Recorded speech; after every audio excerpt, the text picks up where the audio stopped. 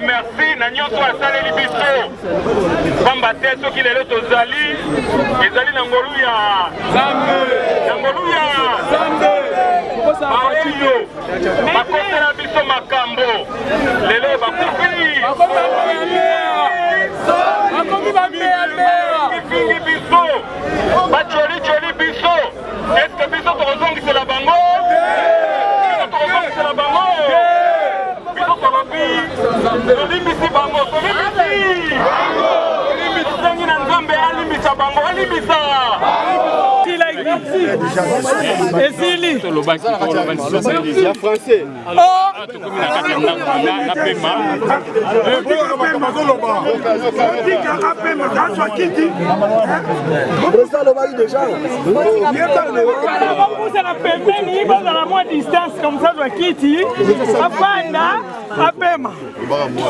alors na sepeli mingi boye kotika ngati epai na ngana ndako esengo te na komi na ndako na remercier bino mingi ezala baninga ya parti ezala baninga ya famille ezala ba journaliste ne boye merci mingi bozonga na kimia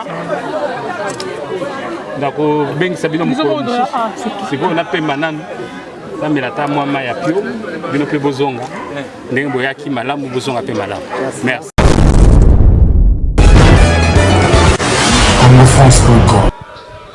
Bonjour Congo France, bonjour Balandi Nyonso Congo France, ma chère abonné na biso, oui bozalaka mingi wana en tout cas pour na Rolande la Congo France na tondi bino susuba tondi mingi, merci na confiance bo pesa na Congo France. Le loyo na cadre ya décrispation politique de kaka ndenge le président élu, le président Félix Tshisekedi alobaki akobimisa ba prisonnier politique banso ako libérer espace politique. Le loyo ezaki mukolo oyo aponaki po ete mwana mboka Guillaume Mindongala Eugène aotika bongo prison esika oyo azaki détenu pendant plus de 7 ans. Par raison bakangela qui est entre autres viol, mais bon dans la quatre événements oyo mwana mboka Eugène Diomindonga koloba vérité pour nini bakanga qui est pour nini asali mibu ebele bongo na kati ya boloko. En tout cas biso tozaka ka wana pona ko pesa bino information, nous sommes là que pour vous informer. Restez en tout cas branchés sur Congo France pour Rolanda élément oyo na intégralité Mobimba. Merci beaucoup.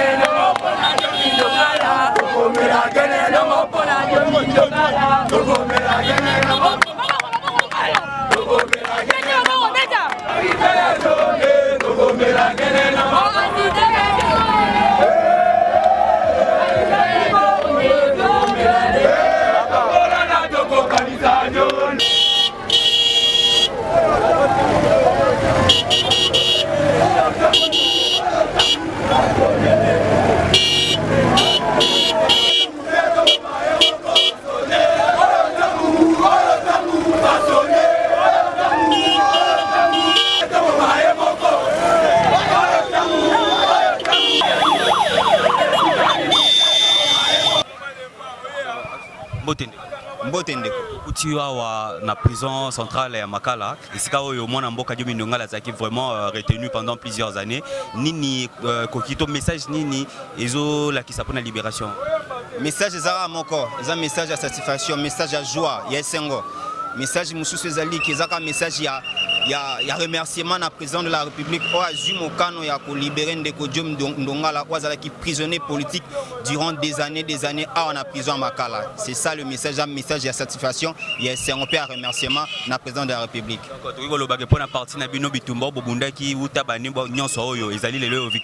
Oui, et ezali ko démontrer Toki Oebimi ya pasi ya bitumba opposition et puis opposition ezui pouvoir. Le l'opposition ezui pouvoir tokoki kondimate et longo na président na biso Félix Tshisekedi ki ndeko na biso o abunda ki uta bomo ya papa na biso Félix Tshisekedi kino lelo azali toujours na biso na kombana avanda parce que azalaki prisonnier politique avanda kino na kasho kino na mokolo oyo biso tokoki ko sepela nango te esengonde ezali yango monique mobilisation o ezali elongo na bandeko na biso ya AVC o ezali autre vision du Congo toyé ko soutenir le président Nabiso Eugène Diomi Ndongala.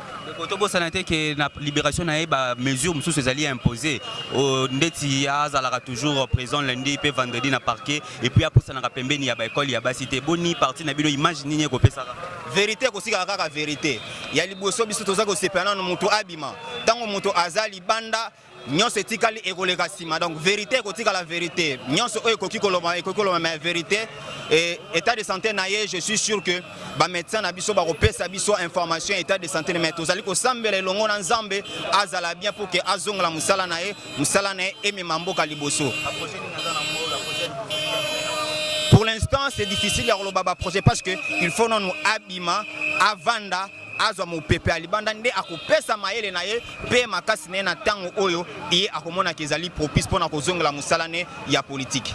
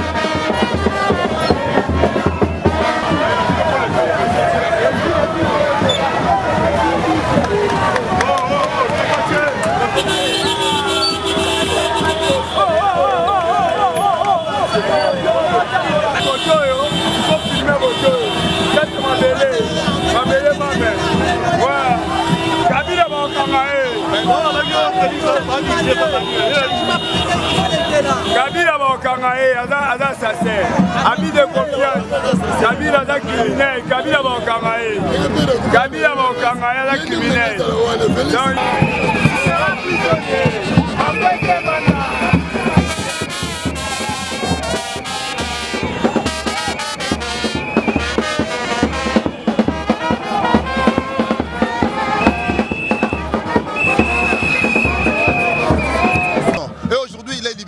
C'est la force de la loi. Le président public est le garant des institutions, le garant du bon fonctionnement des institutions. Il a agi efficacement pour que Diom Ndonga recouvre sa liberté. Soft soutien à Félix Tshisekedi.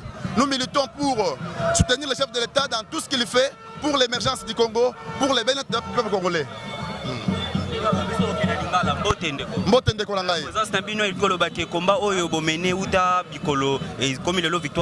Oui, et comme une victoire parce que Diom Ndonga a autorisé la Boloko. Akangama qui peut déclarer qu'il y a réclamé Imperium en 2011, n'est-ce pas? Mais tant que Lelo Oyo, tu sais que Imperium en côté, mais Nzamba Sali, la forme Moussoussou, de gagner l'élection en 2018-19 et que tu as eu pouvoir. Alors le président de la République en tant que démocrate, il avait compris que Diom Akangama qui pona pression pour les droits de l'homme, à comprendre que Diom Akangama parce que le pouvoir voulait imposer sa dictature, alors te considérer comme étant un prisonnier politique. C'est pourquoi à promettre qu'il a libéré Bango dans les 100 jours. Et ce qu'il a fait, il a commencé par les Francky Diongo et consorts. Et maintenant, juste Diom Ndongala, que nous sommes venus prendre en prison ici.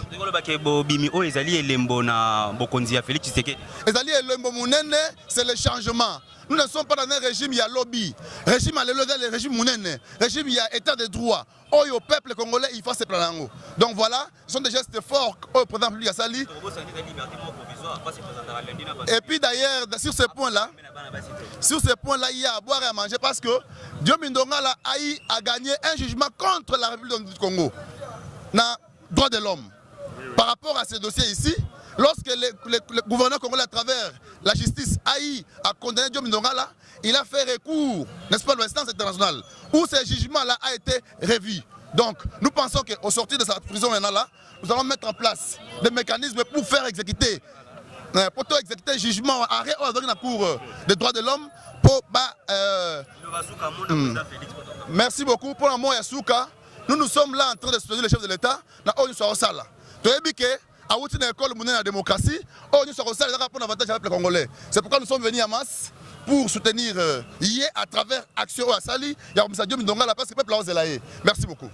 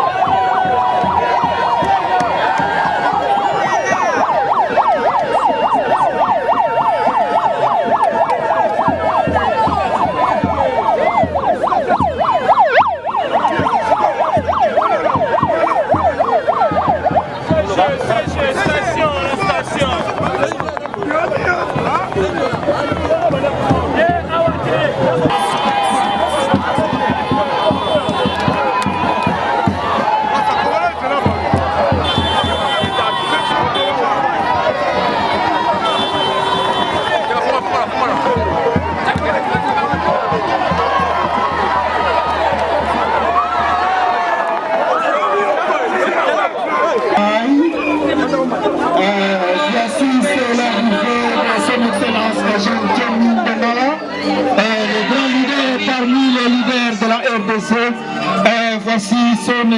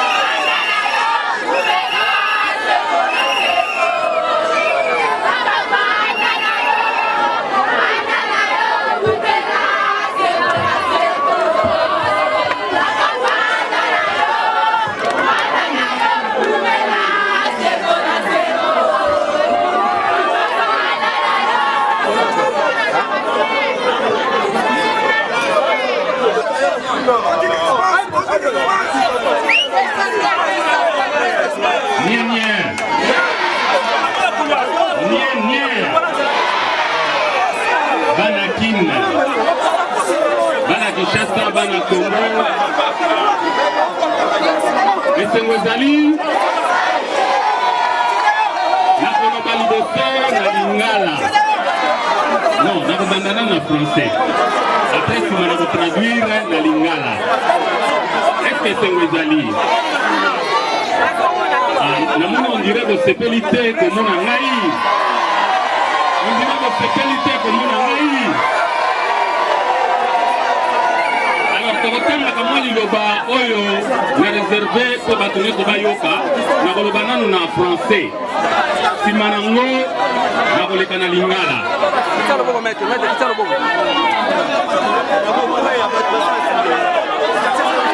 nie bobanda nanu kimia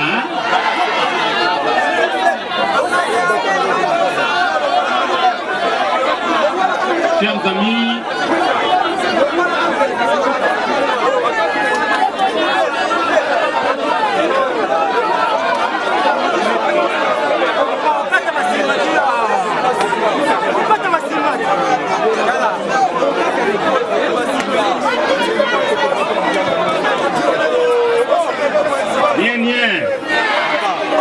Le temps est arrivé de penser nos blessures, de regarder ensemble en direction d'un Congo nouveau, plus humain, plus juste et équitable. Chers compatriotes, nous célébrons aujourd'hui une victoire pour la vraie justice. Les insultes, les opprobes, la haine, les conditionnalités honteuses ne touchent pas un innocent. Nous avons rêvé d'un Congo-Kinshasa où il n'y aurait plus de prisonniers politiques, où le droit civil et politique des citoyens congolais serait respecté, pour permettre enfin d'amorcer le vrai développement durable de notre pays.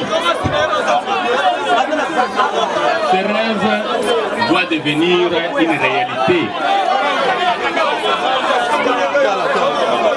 À travers nos sacrifices, pour insuffler l'espoir dans les cœurs de nos concitoyens, dont les droits civils et politiques ont été systématiquement bafoués depuis des décennies. Plus jamais les Congolais ne devront subir ce que j'ai subi à cause de mes opinions politiques. Plus jamais la justice de ce pays ne devra être instrumentalisée à des fins politiques.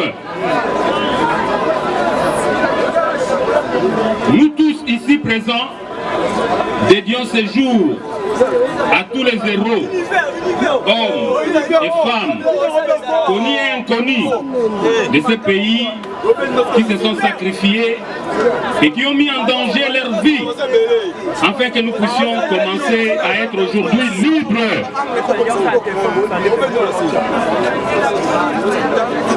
Ce fut le combat de Gaston Dieu Mindongala contre le colonialisme, d'Étienne Tshisekedi contre les dictatures abrutissantes. Et c'est aussi mon combat.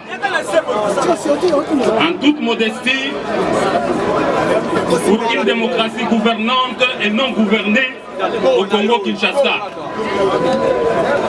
Pour ceux qui ont comploté contre moi et qui continuent à débiter leur haine, leurs insultes dégradants contre ma personne, je leur pardonne et je demande à Dieu de les pardonner car ils ne savent pas ce qu'ils font.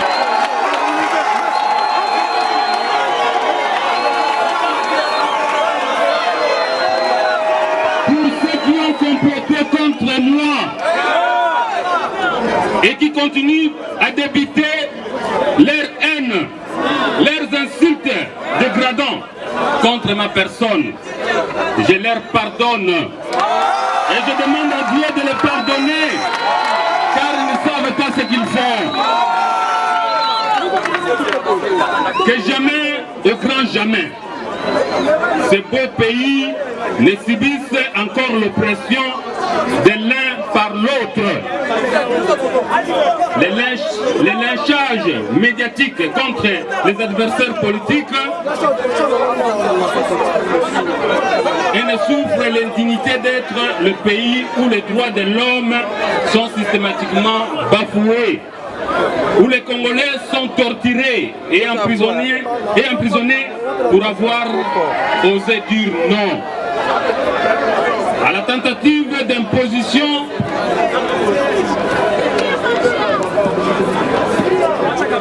d'une pensée unique et l'instauration d'une dictature. Mes remerciements en premier lieu à Dieu Tout-Puissant, à notre Dieu Tout-Puissant,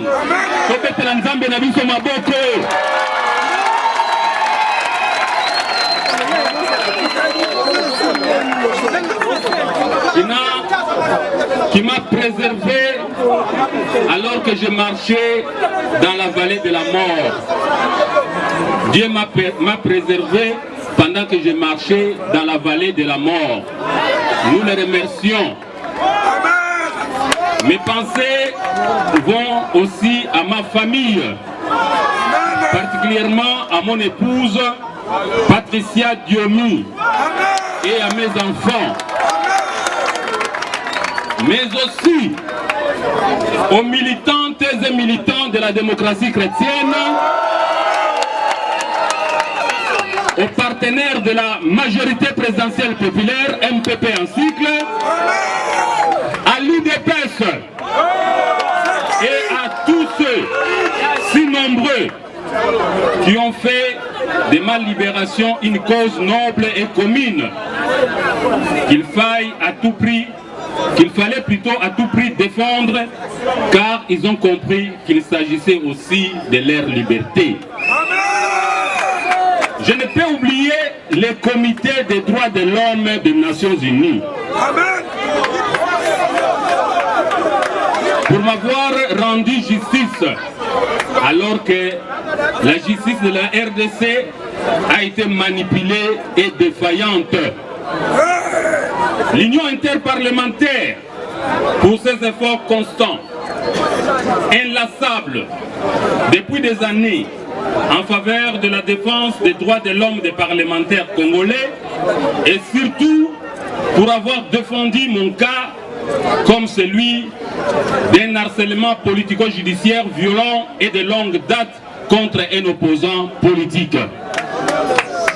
Je tiens aussi à remercier la conférence épiscopale nationale du Congo pour avoir défendu ma cause dans l'accord politique de la Saint-Sylvestre en tant que prisonnier politique emblématique qui devrait être immédiatement libéré. Et à eux aussi va toute ma reconnaissance. Je ne peux passer sous silence la mobilisation sur mon cas de l'Organisation mondiale contre la torture ainsi que OMCT et de tous les défenseurs des droits de l'homme, dont en tête de liste l'Association congolaise pour l'accès à la justice, ACAJ, ainsi que de Maître Georges Kapiamba.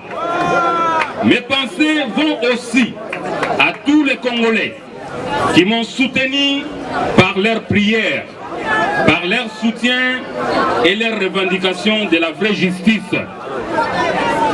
celle qui protège l'innocent, celle qui ne détient pas au secret les citoyens congolais dans les cachots insalubres des services de sécurité, celle qui ne torture pas et n'organise pas des lynchages médiatiques haineux, ne pose pas de conditionnalités dégradantes à la libération d'un innocent. Nien nien, pour la ressource qui s'amakambwa bien zoya. Et dulcis in fondo. Ma gratitude va au président de la République, son Excellence Félix Tshilombo Tshisekedi, pour avoir osé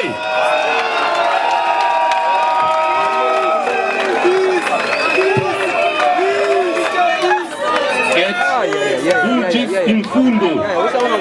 Ma gratitude va au président de la République, son Excellence Félix Tshisekedi Tshilombo, pour avoir osé arracher des géoles des mouroirs congolais, des otages politiques de l'ancien régime dont je faisais partie. Votre courage, peuple congolais, et votre détermination. Excellence, Monsieur le Président de la République, qui augure aujourd'hui un avenir meilleur, plus juste, plus équitable et humain pour notre pays, qui permettra d'écrire cela permettra d'écrire votre nom en lettres d'or dans les grands livres de l'histoire de la République démocratique du Congo, comme celui d'un vrai réformateur.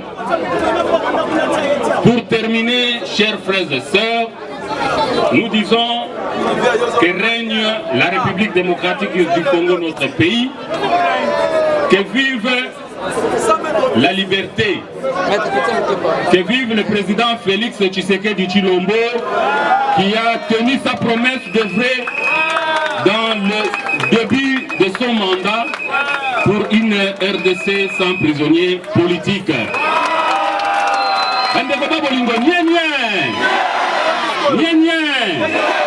Malabo na lobi na lingala na lobi na français plutôt. Allô?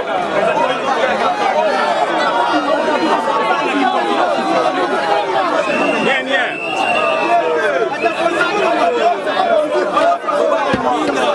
Na lingala pe bayoka.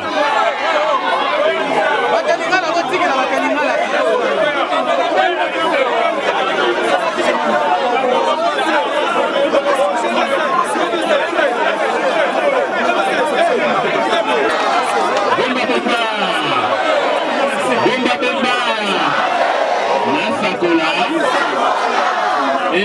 Elenge bandia makamuna utu na bana français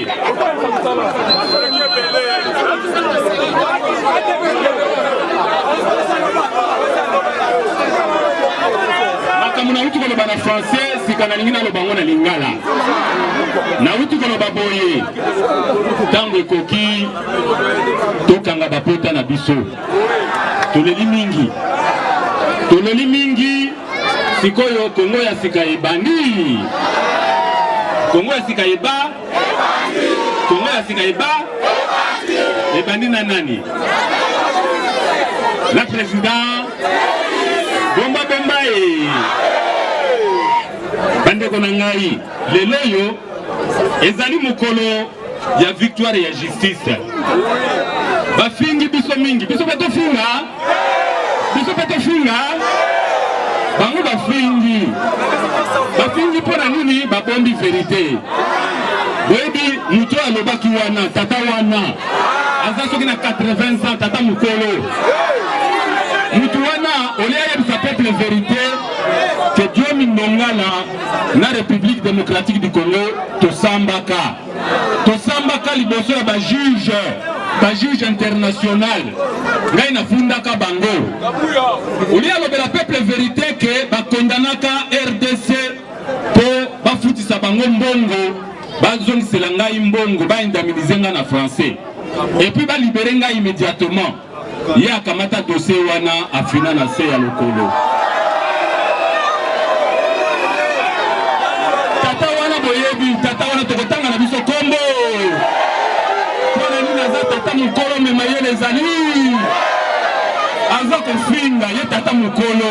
Et puis aza kofinga na lukutana. Makambo ezali polele. Olia yebisa peuple vérité ya bomi. Peuple a lobby, Dieu Mindongala libère na biso, Dieu Mindongala. Abenu kubako volontaire. Abenu kubako volontaire.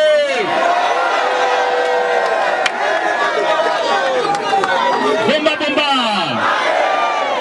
Boloki makambo nyonso oyo esala mipamba te biso to bundaka pona vérité des urnes. Le vérité des urnes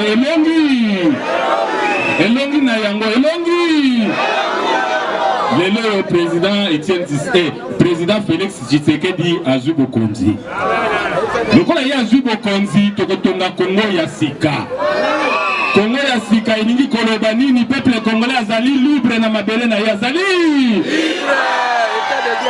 Totonga état de droit. Président Félix alobi tokotonga nini état de droit. Tokotonga nini bomba. Est-ce que le col a bimi? Bokotianga sous confiance. Est-ce que le col a bimi? Mukutani se balobaki babwaki ngona. Mukutani se balobaki babwaki ngona. Bomba. Est-ce que c'est Mozali? Nayoki on dirait que ça sous la sénateur. Nayoki on dirait que c'est Mozali sous Dieu Mindongala akoma na ye inapte. Dieu Mindongala alobaka lisusu te. Dieu Mindongala akoma kotanga soi. Mais Dieu Mindongala azalaki na maboko ya Nzambe. Est-ce que na Nzambe tokolonga te? Est-ce que Congo izotongama ou bien ikotongama te? Nangolu ya nani? Nangolu ya bomba. Maman, est-ce que moko naza nango lelo? Oyebi ke nga nazalaka député na bino ya Funa. Et base na nga eza awa na kata Selembao. Alors betu bututeri kukuyita yaya kokumu. Betu bututeri boy kukuyita yaya kokumu. Bata vuna nkangu. Luvunu ngolu. Basi bon kongu kakanga mwa. Mais kongu butusirite. Bomba. Est-ce que mezali? Bango bakoselinga makambo. Soki bakoseli makambo, il faut que na justice. Bango basali justice ya lokuta. Ngai na fundi bango na justice internationale. Bakata makambo depuis 2 ans.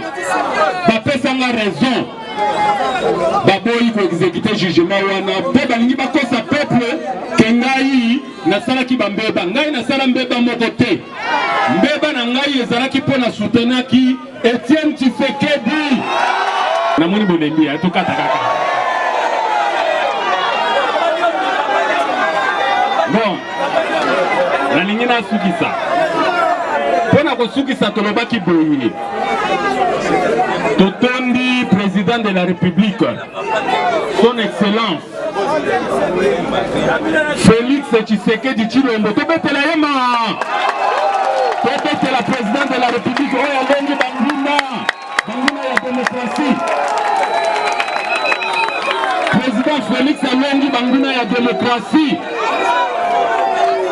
bango balobaki nini Diomi Ndongala kotikala na prison bakosani ke likambo esi ekatana likambo esi président Félix ye alobi nini Diomi Ndongala libanda Diomi Ndongala baleki bafingi basali biso lynchage médiatique mais biso tolandi yango te tolandi ya biso tolobi tata nzambe limbisa bango to mai bazali kosala bazali komiyeba ebongo biso tosala nini biso tolimbisi bango me bayeba ke lukuta balobaki vérité ebimi vérité peuple congolais to fete na biso soki miziki ezali miziki ebeta tokumisa papa na biso Congo ya sika oye Congo ya liberté oye Congo démocratique oye président Félix Tshisekedi viva président Diomi Ndongala viva Lingomba tozali kotonga Congo ya sika Lingomba tozali kotonga nasukisa napenda kosukisa na sengi merci na bana ya démocratie chrétienne na sengi merci na bana ya majorité présidentielle populaire na sengi merci na bana ya UDPS na sengi merci na peuple congolais pe na baninga na nga nyonso abu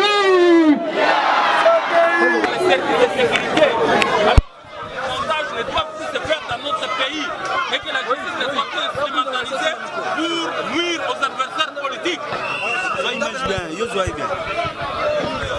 Ces conditions sont nulles et non avenues dans la mesure où nous avons un jugement international qui a tranché sur ce dossier.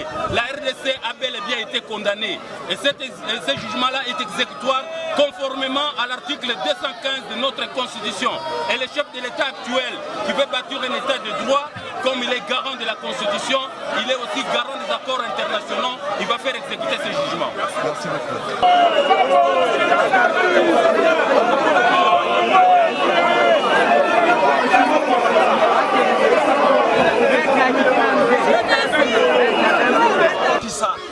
Oyeza makambo ya mokonzi ya mboka.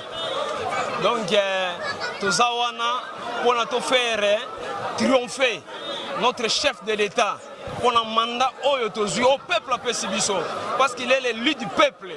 Yango toza ne sengo mingi na mokolo lelo parce que Nzambe apesi biso victoire apesi biso elonga oyo biso tozo dédié yango et pas ina Félix Tshisekedi Tshilombo, le président de la République.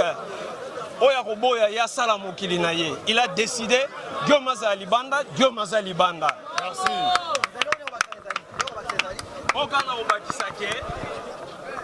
Autorité morale, Christian Bouchiri, Ouaza, conseiller spécial à chef de l'État en matière côté diplomatie. Vraiment, Zambe a pambolaye. Akobalisouko Zalaga, Pemena Moukonspana, au Pes Sabatoli Malam. Neto mon décrispation presque à 90%. Déjà c'est Kokisami. Félicitations pour un état de droit. Vive la République démocratique du Congo. Vive le président de la République et Félix Tshisekedi Tshilombo. Vive Diomi Ndongala. La République démocratique en marche.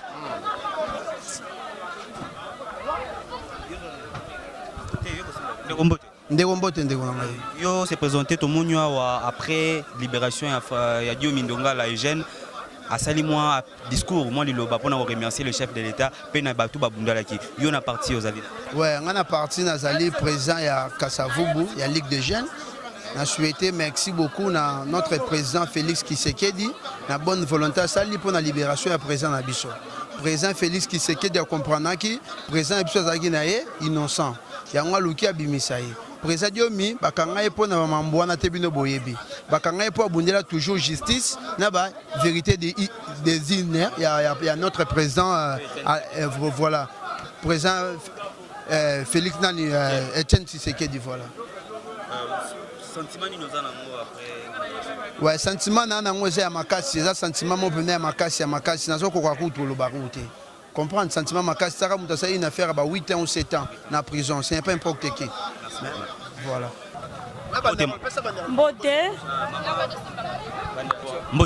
Mbote. Après plus ou moins 7 ans, il y a Bitumba Obobunzi, le président Nabino Abimi, bas sentiment ni vous en avons part. Na se présenter na nunga naza mama Mimi Monga Numbi, naza chargé agent femme et famille na parti ya mwana mboka Eugène Diomi Ndongala. Après 7 ans combattant Abimi lelo, akangama ki pona kobundela bana Congo. Akangama ki po lutte na ye ezaki ko gêner bato balongo ki na pouvoir. Lelo Abimi eza esengo munene. Ezali victoire à démocratie.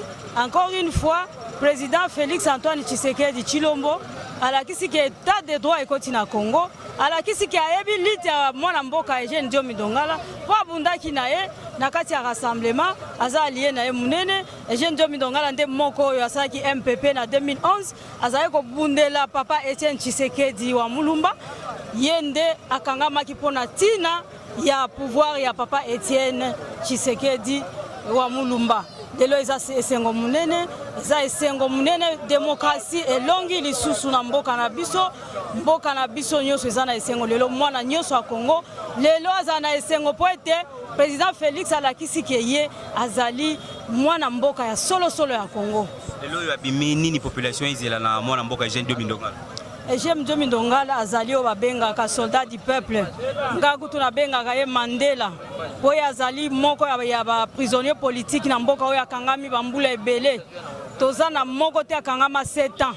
Aza lokola ka neti bomona Mandela na Afrique du Sud, ye azali Mandela na biso ya Congo. Eugène Diomi Ndongala azali moko oyo akosunga Félix Antoine Tshisekedi na musala na ye. Akosunga ye kosunga bana mboka, le peuple d'abord ezaka pe slogan na ye. Donc bana mboka baza na esengo munene. Mina bongo na ba oyo basali ba oyo basala ki ya fanda isika wana na ndaku ya boloko pandambula bana 7 ans disons. Wana ezali musala na ngate justice ezali boyoki moko alobi ki alimbisi bango aza na problème na bango te po atika pe koza na problème na bango te, bango nde bazaki na problème na ye. Donc ye azaka na problème na bango te. Yango boyoki asengi bolimbisi soki kokoso ezali justice eza wana pona kokata makambo biso toza justice te, mais déjà asengaki bolimbisi bango azana na président Félix Antoine Tshilombo. Ngana za ko féliciter makasi président Félix Antoine Tshisekedi Tshilombo pour malgré kokoso ezalaki bomona ki baliberaki batu nyonso basi dossier a Diomi batie mopanzi balobi bakosigné bakomi koboya kosigné baleki na ba presse bakomi kofinga basali mwana mboka kasi président na biso alobaki nini okosigné kobima asigné pe abimi nazo féliciter ye alakisi ke yende aza président ya Congo lelo makambo ya kala eza ya kala tozo avancer liboso. Merci moi.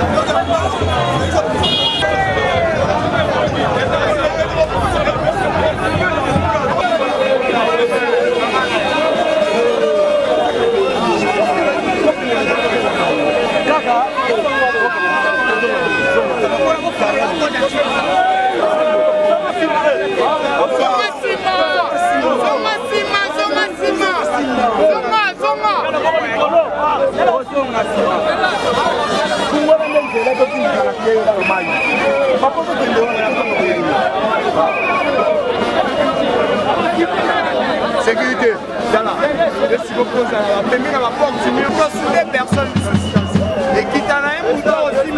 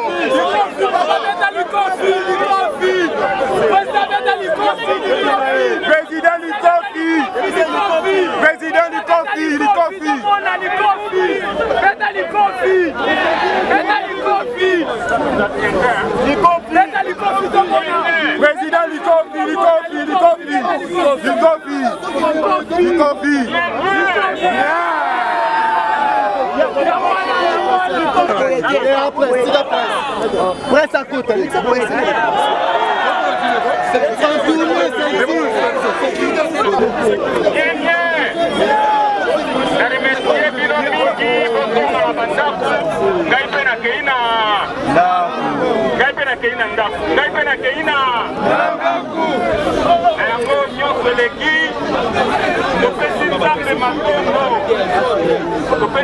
Merci na nyonso asaleli biso pamba te soki lelo tozali ezali na ngolu ya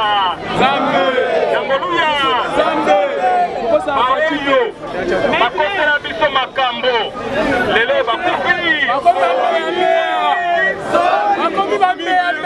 bifingi biso bacoli biso eske biso tokozongisela bango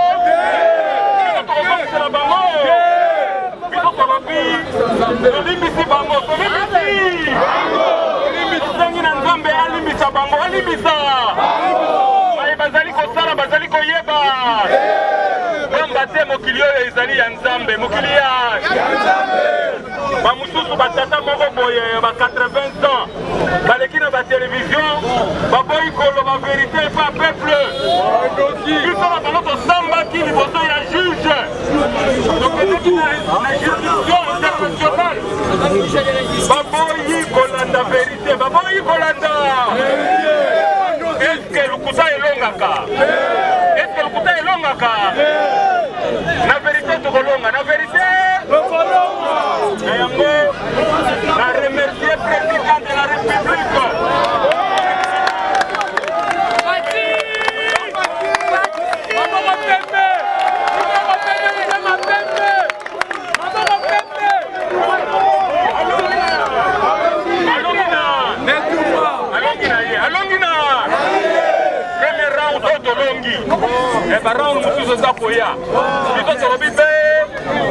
Merci, merci Nanzambe, merci na peuple congolais, merci na baebanso basutena kingai, merci na mwasi na ngai Patricia Sisi Diomi, merci na bino bosa na mayete.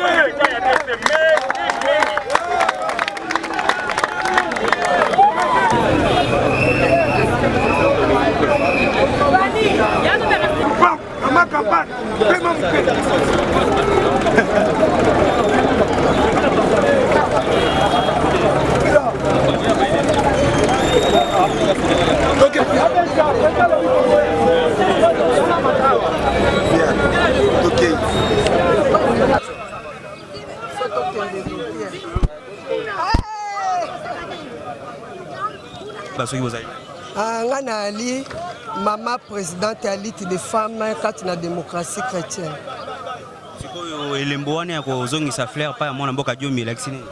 To pese faire to préparer qui est discours pour na biso ba maman ya démocratie chrétienne na boye ne malamu ya omoni to préparer qui fleur pour fleur eza elembo moko ya victoire ya esengo ya amour yango to la kisi bolingo na biso ba mama yango moi na uto remettre fleur wana kotanga na miso ndenge nini ba mama ya DC bozana esengo makasi yo moko so mona te to bandi banda prison to mati to kotu wenji po be bazaka simple to kotu wenji to sali na e wenje ya selembau siko to zoya apo siko to ketika pe malandako ba moko na ba mama nyonso ya participer na ba congolais oyo ba soutenir bino na bitumba en tout cas pour na ba mama ba soutenir biso to remercier bango et na ba mama ya démocratie chrétienne to remercier misala nyonso tout au banda to bandaki ti to komi lelo tout cas to lité po to komati na niveau oyo et ba mama ya Congo nyonso tout to pesi ba merci. Merci beaucoup. La lobate leader. Peuple la lobate remplacer.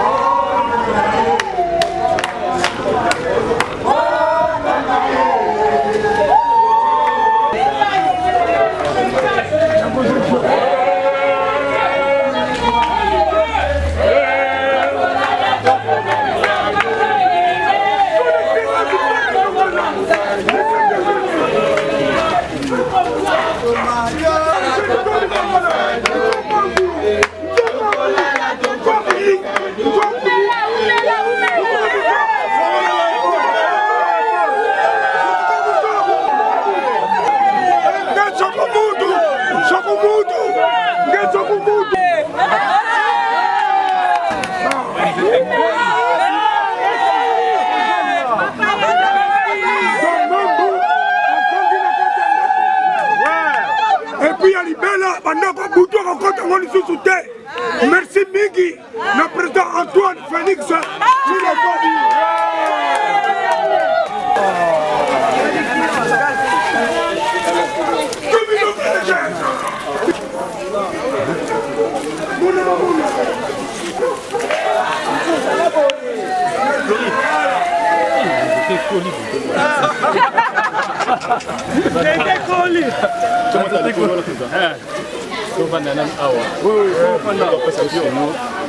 Vous n'est pas mon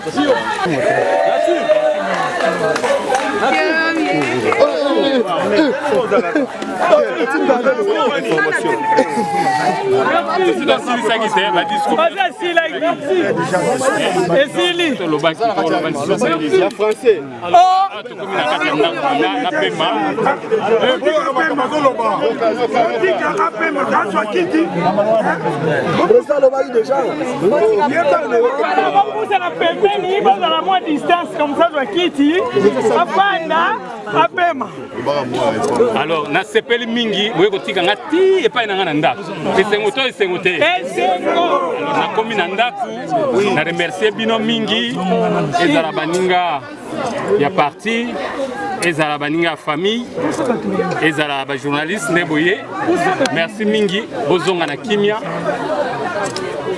ndako bengisa bino mokolo sikoyo napemba nanu namela ata mwa mai ya pio bino mpe bozonga ndenge boyaki malamu bozonga mpe malamu merci.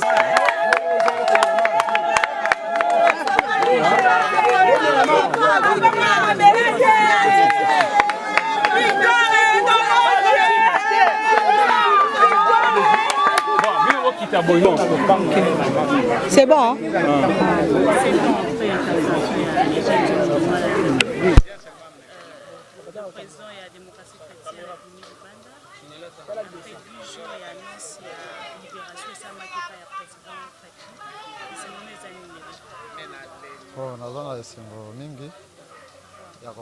Nadana esengo mingi ya komona président Diomi Abimi parce que en tant que père de famille avant pendant 7 ans na kati ya boloko alaki pasi mingi vraiment mingi ya kolobeza te eza kaka esengo mingi ya kosepela lokolo ya mwana mboka Abimi beaucoup plus pour na bakongolais nyonso et beaucoup plus en particulier pour na banekongo en général donc merci beaucoup na sepeli mingi la libération ya président Diomi Eugène la mingi ya kolobeza kitu yango.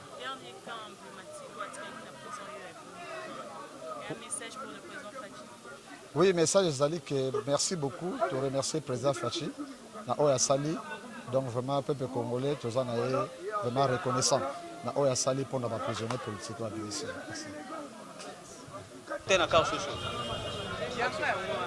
Chers fidèles internautes, chers Congolais, bandeko ya diaspora, outi bongo kolanda événement oyo outi bongo kolanda libération ya mwana mboka Eugène Diomi Ndongala oyo après mikolo ebele outi kotika poser makala bokolandi bien ndenge ya leki na wenze na Selemba oyo sika oyo ezalaki pe implanter base na ye boni pe aleki awa na parti na siège na parti na ye DC oyo ezali bongo la démocratie chrétienne mwana mboka pa lobby ya kolimbisa bawe basala ki mabe. En tout cas, il est de retour dans la scène politique. Il est là, il va continuer la politique. Mututé à Kobangisa et il y a l'ingaka kandebo solo et l'Obama, le gouvernement et le babo solo.